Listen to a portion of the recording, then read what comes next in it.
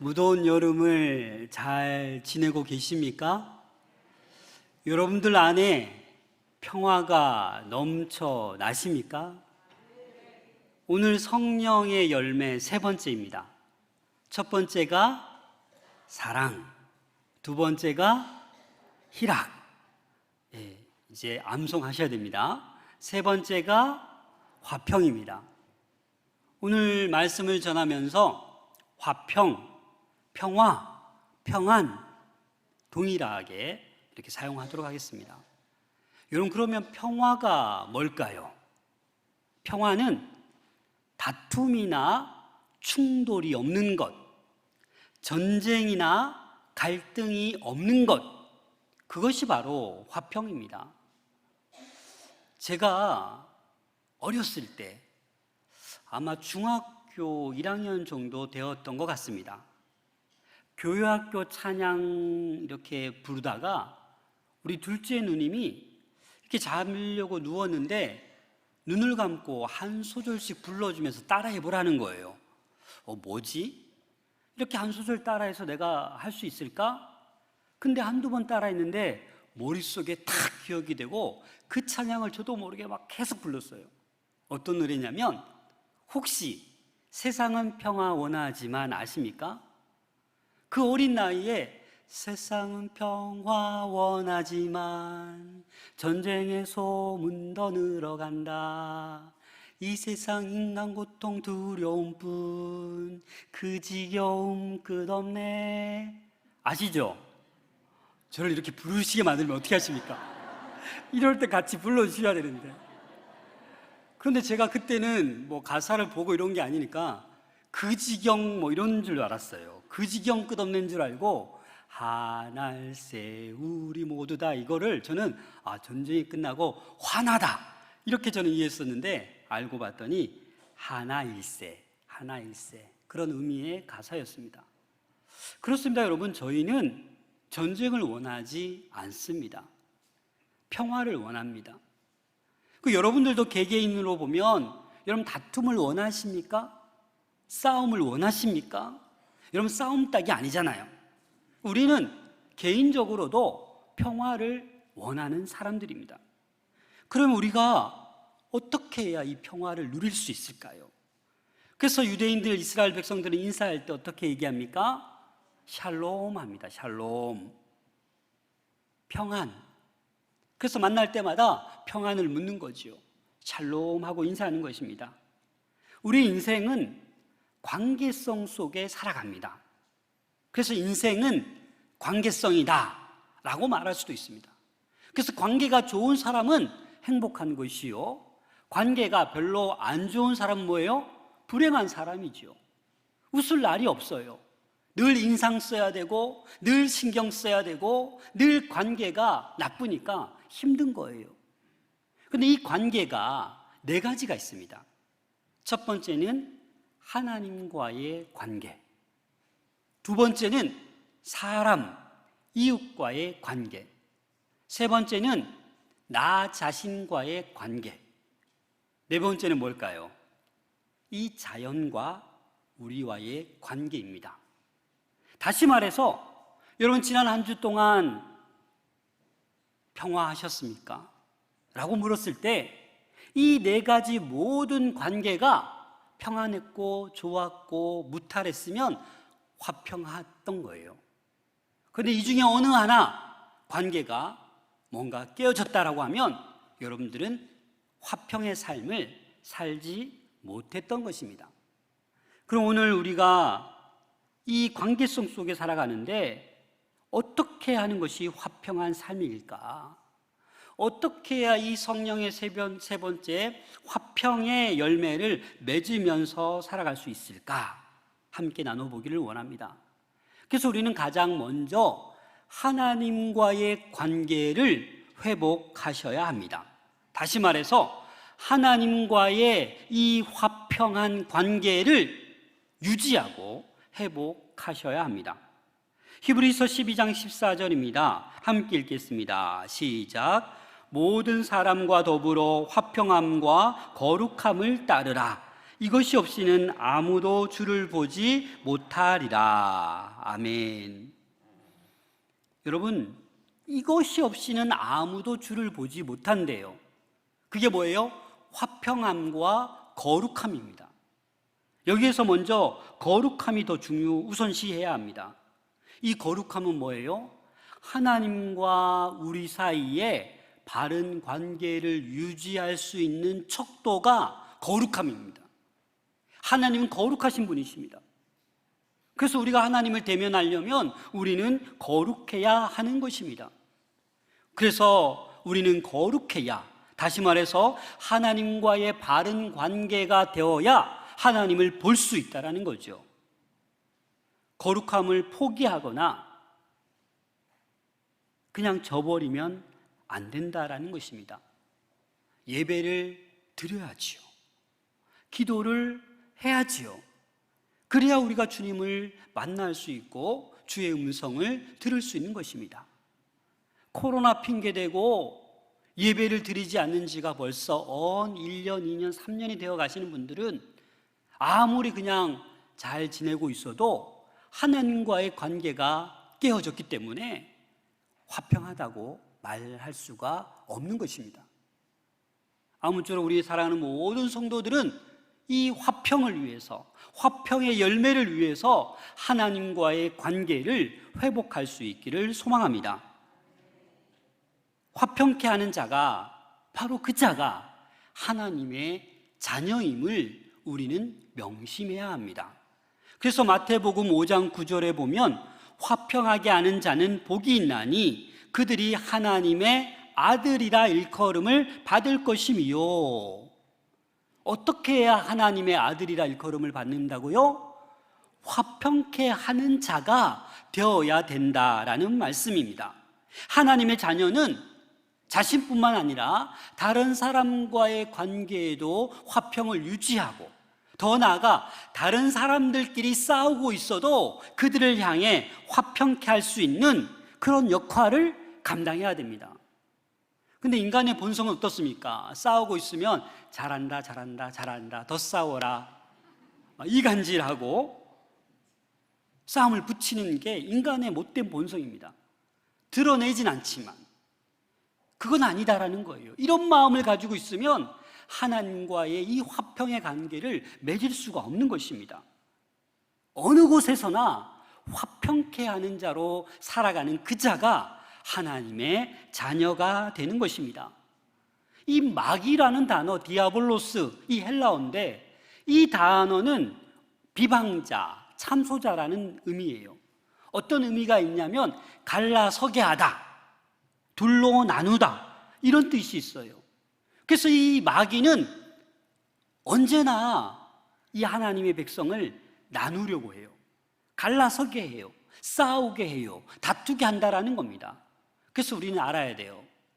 화평의 열매를 맺기 위해서는 화평케 하는 자가 되어야 한다라는 것입니다. 서로 화목하고 하나 되게 하는 일이 하나님의 자녀로서 해야 될 일인 것입니다. 고린도후서 5장 18절 말씀입니다. 함께 읽겠습니다. 모든 것이 하나님께로부터 났으며 그가 그리스도로 말미암아 우리를 자기와 화목하게 하시고 또 우리에게 화목하게 하는 직분을 주셨으니, 우리에게 어떤 직분을 주셨다고요? 화목하게 하는 직분을 주셨다고요. 교회에 보면 직분이 많습니다. 집사, 권사, 장로, 전도사, 목사, 그렇죠? 여러 가지 그 기능에 따라서 여러 가지 직분이 있지만 그리스도인 모두에게 주신 직분이 있어요. 그게 뭐냐고요? 화목하게 하는 직분이라고요. 모든 성도는 이 화목하게 하는 직분, 이 직분을 우리는 감당해야 하는 것입니다. 그래서 하나님과 화평을 누리는 자는 사람과도 화평을 당연하게 누려야 되는 것입니다. 그래서 우리는 사람들 사이에서도 화평하게 하는 사람이 되어야 합니다. 그런데 곰곰이 생각해 보면 저기 아프리카, 저기 남미, 뭐 북극, 남극에 있는 분들이 우리를 뭐 이렇게 우리의 화평을 빼앗아 갑니까? 가까이 있는 사람들과 어떻게 해요? 화평하는 관계가 되어야 한다라는 말씀입니다. 여러분 주변에 있는 분들, 가까이 있는 분들, 늘 만나는 분들, 그분들과 함께 화평해야 한다라는 것입니다. 그래서 오늘 읽은 말씀 로마서 12장 18절을 함께 읽겠습니다. 로마서 12장 18절 시작. 할 수 있거든 너희로서는 모든 사람과 더불어 화목하라. 할 수 있는 대로 모든 사람과 더불어 뭐 어떻게 하라고요? 화목하라. 이 구절을 세 번역으로 다시 한번 읽겠습니다. 세 번역 시작. 여러분 쪽에서 할 수 있는 대로 모든 사람과 더불어 화평하게 지내십시오. 화목이 곧 뭐라고요? 화평하게 지내는 거라고요. 더 쉽게 한번 볼까요? 현대인의 성경으로 다시 읽겠습니다. 시작. 현대인의 성경으로 시작. 다의 모든 사람과 사이좋게 지내십시다. 이게 화목하게 하는 직분을 지키는 거예요. 모든 사람과 사이좋게 지내고 계십니까? 한 분만? 우리 좌우에 계신 분들에게 우리 화목하게 지내십시다 인사할까요? 시작. 화목하게 지내십시다. 화목하게 지내십시다. 여러분, 그게 바로 하나님께서 우리 모두에게 주신 직분, 화목하게 하는 그 직분을 잘 감당하는 거예요. 그런데 우리는 어떻습니까? 모든 사람과 화목하게 지내는 것, 사이좋게 지내는 것이 왜 그렇게 어렵습니까? 무엇 때문에 그게 잘 안 되는 것입니까? 빌립보서 4장 2절에 보면 내가 유오디아를 권하고 순두계를 권하노니 주 안에서 같은 마음을 품으라. 여러분, 이게 무슨 말입니까? 유오디아와 순두계라는 여인이 있었는데 함께 주 안에 있었는데 같은 마음을 품지 못했습니다. 그래서 바울이 지금 권면하는 거예요. 야, 너희들 주 안에 있으면서 왜 같은 마음을 품지 못하니? 이렇게 부드럽게 얘기했는지는 모르겠지만 여튼 바울이 강하게 권면한 거예요. 오늘날로 말할 것 같으면 이 유오디아 정도 되면 뭐 권사님이라고 할 수도 있겠죠. 순두계도 권사나 집사일 수 있겠죠. 하지만 중요한 건 지금 이들 사이가 어떻다라는 겁니까? 다투었다라는 거예요. 싸웠다라는 거예요. 한 마음을 품지 못하고 있다라는 겁니다. 야고보서 4장 1절 2절 말씀입니다. 함께 읽겠습니다. 너희 중에 싸움이 어디로부터 다툼이 어디로부터 나느냐? 너희 지체 중에서 싸우는 종력으로부터 나는 것이 아니냐? 너희는 욕심을 내어도 얻지 못하여 살인하며 시기하여도 능히 취하지 못함으로 다투고 싸우는도다. 너희가 얻지 못함은 구하지 아니하기 때문이요. 여러분, 다툼과 싸움이 어디로부터 난다고요? 정욕으로부터, 욕심으로부터, 시기함으로부터 그런 다툼과 싸움이 주님 안에서 발생한다라는 겁니다. 교회 안에서도 발생한다라는 겁니다. 그래서 우리는 욕심을 내어서는 안 됩니다. 이 유오디아와 순두계가 처음에는 얼마나 친했겠어요. 아, 형님, 언니 하면서 얼마나 같이 열심히 일했겠습니까? 그런데 어느 순간 마음이 나눠진 거예요. 다투게 되고 싸우게 되는 것입니다. 여러분, 교회에 많은 부서들이 있습니다. 여러분, 어디에서 제일 많이 싸울까요? 이렇게 질문하는 자체가 좀 이상하지만 주방에서, 찬양대에서,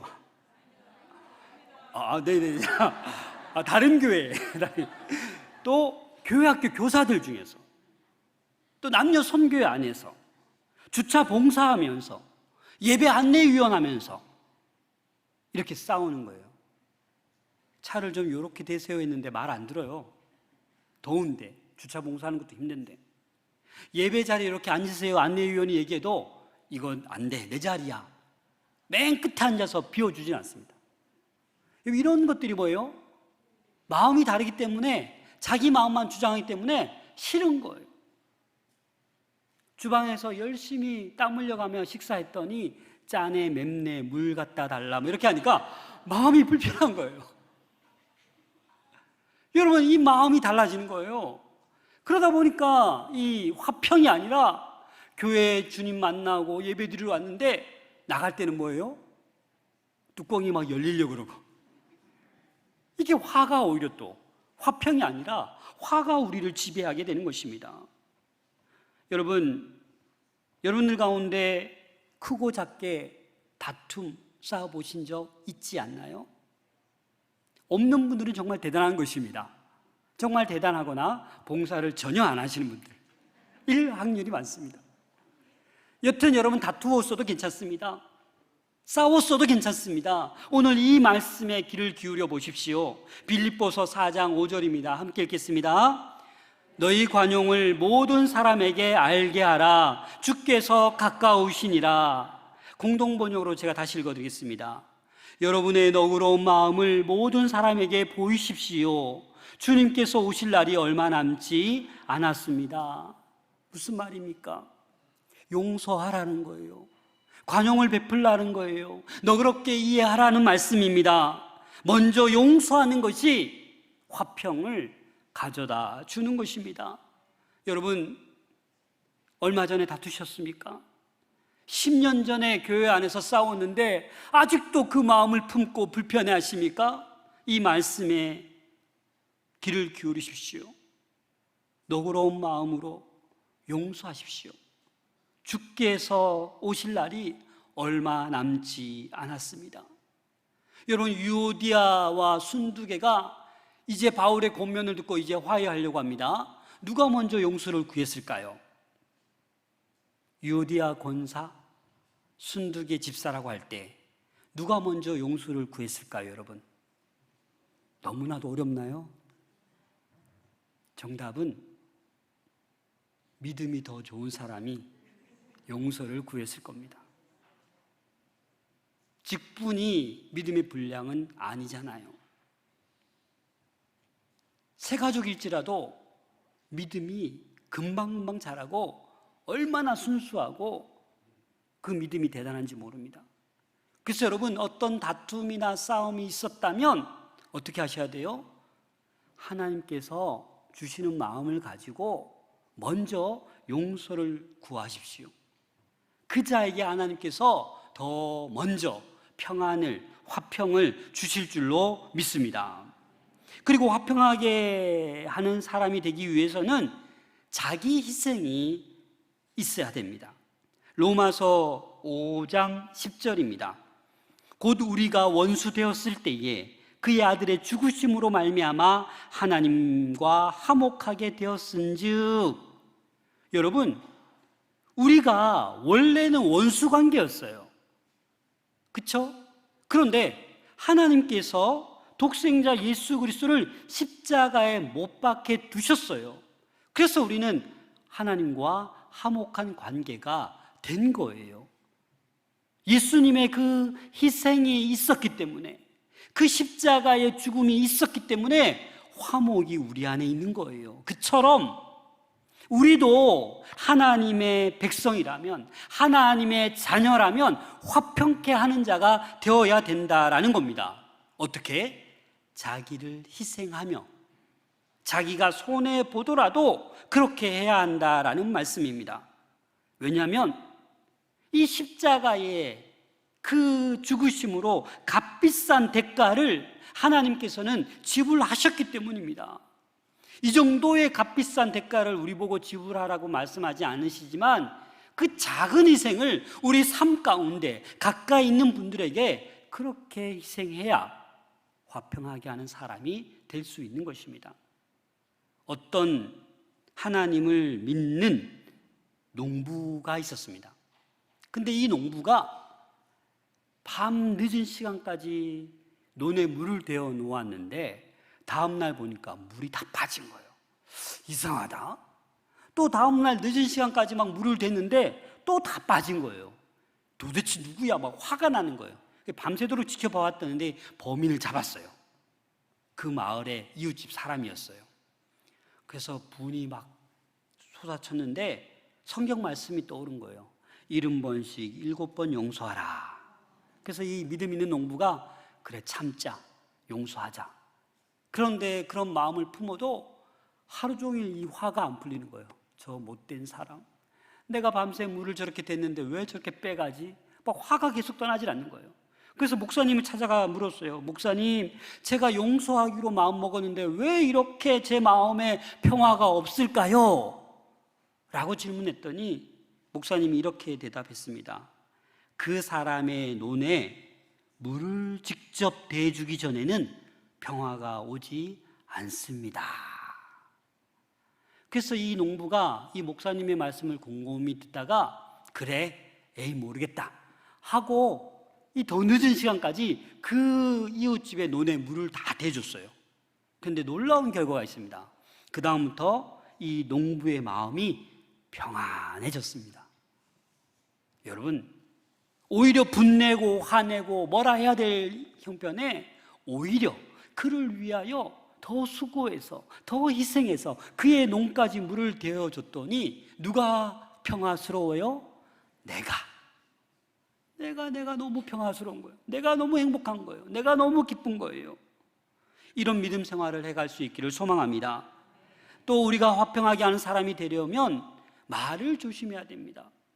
우리는 말을 너무 쉽게 합니다. 야고보서 1장 19절부터 20절입니다. 함께 읽겠습니다. 시작. 내 사랑하는 형제들아, 너희가 알지니 사람마다 듣기는 속히 하고 말하기는 더디하며 성내기도 더디하라.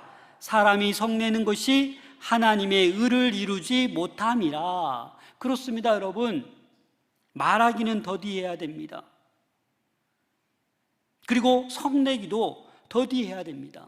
그런데 우리는 너무나도 말을 많이 하려고 합니다. 남의 말할 때는 인상이 굳어지고 내가 말할 기회가 오면 아싸 신났다 하고 자기 말만 합니다. 왜 그럴까요, 우리는? 그래서 이간질하게 되고 싸움을 붙이게 되고 자기 말만 좋아하고 성내기를 잘하고 이렇게 해서는 이 화평하게 하는 사람이 될 수 없는 거예요. 우리 안에 참된 평화가 임할 수 없는 거예요. 일본의 파동학자 에모토 마사루라는 학자가 물은 답은 알고 있다라는 책에서 혹시 읽어보신 분도 있을 겁니다. 이 물을 놓고 이렇게 실험을 했는데 어떤 특수 장치를 한 다음에 물을 이제 동결시켰는데 물을 향하여서 죽여버리겠다. 죄송합니다. 이 학자가 책에 그리고 악마 이렇게 나쁜 말을 했을 때는 이 물을 동결시켜 관찰해 보니까 물의 결정체가 아주 흉악하게 나왔습니다. 그런데 물을 향해서 고맙습니다, 감사합니다, 사랑해 이렇게 했더니 아주 물이 육각형의 아름다운 결정체가 나오더라는 거예요. 여러분, 인간의 몸은 물, 수분이 몇 프로가 되어 있어요? 70%. 그래서 사람을 향해서 사랑해 고마워하면 어떻게 돼요? 있는 병도 달아나는 거예요. 근데 야, 너 때문이야, 넌 못됐어, 너는 악해, 너는 진짜 이렇게 나쁜 말만 하면 없던 병도 생기는 거예요. 왜요? 우리도 몸이 70%가 수분이기 때문에. 사랑하는 여러분, 할 수 있거든 너희로서는 모든 사람과 더불어 화목하라. 사실 쉬운 게 아닙니다. 원수를 사랑하라 이 말처럼 쉽지 않은 거예요. 어떻게 내가 모든 사람을 다 화목하게 대할 수 있겠습니까? 하지만 나는 할 수 없지만 성령이 임하시면 할 수 있습니다. 그래서 이 화평의 열매가 성령의 열매인 것입니다. 성령 충만으로만 가능한 열매이기 때문에 성령의 열매인 것입니다. 성령께 간구하면 이 은사를 주실 줄로 믿습니다. 화평을 이룰 수밖에 없는 것입니다. 우리 사랑하는 모든 성도들, 이 화평의 열매를 맺어가는 모두가 될 수 있기를 부탁드립니다. 지금 밖에는 이 덥지만 모든 과실이 아주 햇볕을 받아가며 잘 자라고 있지 않나요? 복숭아, 사과, 수박 얼마나 잘 열매 맺어가고 있나요? 이 결실 맺어져가는 이때에 우리도 성령의 열매를 하나하나 충실하게 맺어져 갈 수 있기를 소망합니다. 또 하나는 자기 자신과의 화평이 있어야 됩니다. 의외로 자기 자신과 화평하지 못한 사람이 있어요. 자기 자신을 이해하지 못하고 자기 자신을 용서하지 못하고 자존감이 낮아져서 이 자기 자신을 다스리지 못하고 화평하지 못하는 사람이 있습니다. 여러분, 바울을 한번 보십시오. 바울이 죽기 직전까지 맞아서 감옥에 갇혔는데 뭐 하고 있어요? 찬송하고 기도하고 있어요. 여러분, 가능합니까? 우리가 생각할 땐 불가능하죠. 왜? 정신이 나갔어야 저렇게 할 수 있지. 그럼 바울은 왜 그랬습니까? 바울이 이제 로마로 끌려가는, 이제 압송되어 가는 죄수의 신분에 배를 탔습니다. 그래서 배가 가고 있는데 유라굴로라는 광풍이 불었어요. 그래서 선장과 사공들은 다 짐을 버립니다. 사흘째 되는 날까지 이게 광풍이 멈추지 않자 그냥 그 배의 기구들도 다 버립니다. 여러 날 동안 별도 보이지 않습니다. 그래서 바울이 그 사도행전에 보면 구원의 여망마저 사라졌다 이렇게 표현하고 있습니다. 그런데 그런 와중에도 마음이 평안한 사람이 있었습니다. 사도행전 27장 22절입니다. 함께 읽겠습니다. 시작. 내가 너희를 권하노니 이제는 안심하라. 너희 중 아무도 생명에는 아무런 손상이 없겠고 오직 배뿐이리라. 아멘. 이 중에 평안이 있었던 사람이 누구라고요? 바울 한 사람이었어요. 왜? 하나님의 음성을 들었으니까. 배만 파손되고 손상되고 아무 사람도 생명에는 손상이 없을 거다 말씀해 주셨기 때문에 바울은 그냥 평안했어요. 27장 사도행전 27장 25절에 보면 그러므로 여러분이여 안심하라. 나는 내게 말씀하신 그대로 되리라고 하나님을 믿노라. 아멘. 그래서 자기 자신이 이 화평케 하는 자가 되기 위해서는 제일 중요한 게 뭐냐? 여러분, 믿음입니다. 믿음. 아무리 주의 음성을 들어도 나 못 믿겠는데, 그런 불안한 거예요. 여러분, 내가 말씀을 읽었는데, 설교 말씀을 들었는데 나는 모르겠는데 하면 믿음과 상관없는 거예요. 약속의 말씀을 붙들고 믿는 거예요. 그때 나는 나와의 이 화평의 관계가 유지되는 줄로 믿습니다. 이 믿음이 있으셔야 됩니다.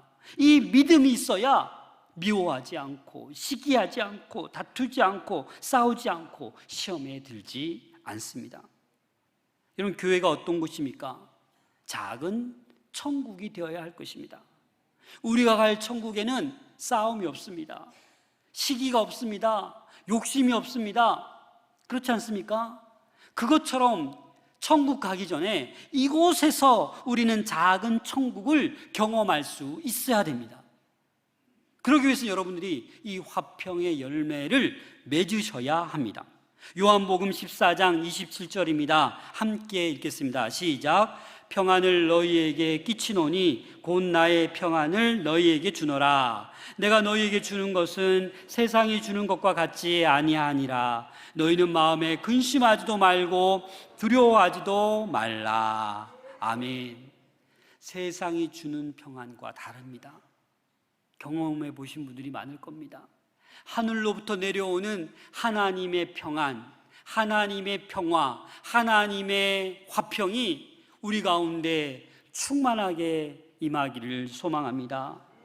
에베소서 2장 14절에 보면 그는 우리의 화평이신지라 둘로 하나를 만드사 원수된 것 곧 중간에 막힌 담을 자기 육체로 허시고. 그렇습니다. 그 예수님의 십자가의 죽음이 있으셨기 때문에 우리는 이제 하나님과 화평한 관계가 되었습니다. 사람들 사이에도 이 화평한 관계를 유지하는 것이 우리의 직분입니다. 에베소서 2장 16절부터 17절에 보면 또 십자가로 이 둘을 한 몸으로 하나님과 화목하게 하려 하심이라. 원수된 것을 십자가로 소멸하시고 또 오셔서 먼데 있는 너희에게 평안을 전하시고 가까운 데 있는 자들에게 평안을 전하셨으니. 여러분, 화평케 하는 자들로 가까이 있는 모든 분들에게 평안을 전할 수 있기를 소망합니다. 그렇게 살아갈 때 이번 한 주간 이 화평의 열매를 여러분들이 맺게 될 것입니다. 아시스의 성 프란체시코의 기도로 알려진 주여 나를 평화의 도구로 써주소서, 아마 다 아실 겁니다. 우리 한번 같이 읽겠습니다. 시작. 주여 나를 평화의 도구로 써주소서. 미움이 있는 곳에 사랑을, 상처가 있는 곳에 용서를, 분열이 있는 곳에 일치를, 의혹이 있는 곳에 믿음을 심게 하소서. 주여 나를 평화의 도구로 써주소서. 오류가 있는 곳에 진리를, 절망이 있는 곳에 희망을, 어두움이 있는 곳에 광명을, 슬픔이 있는 곳에 기쁨을 심게 하소서. 위로받기보다는 위로하며, 이해받기보다는 이해하며, 사랑받기보다는 사랑하며 주님을 온전히 믿음으로 영생을 얻기 때문이니 주여 나를 평화의 도구로 써주소서. 아멘. 여러분, 주님 손에 들림 받으시길 바랍니다. 그래야 평화의 도구로 쓰여질 수 있습니다. 저는 지금 안경을 꼈기 때문에 여러분들이 잘 보입니다. 안경을 벗으면 그냥 아무도 안 보입니다. 이처럼 우리가 예수님을 통해서 세상을 바라볼 수 있기를 소망합니다.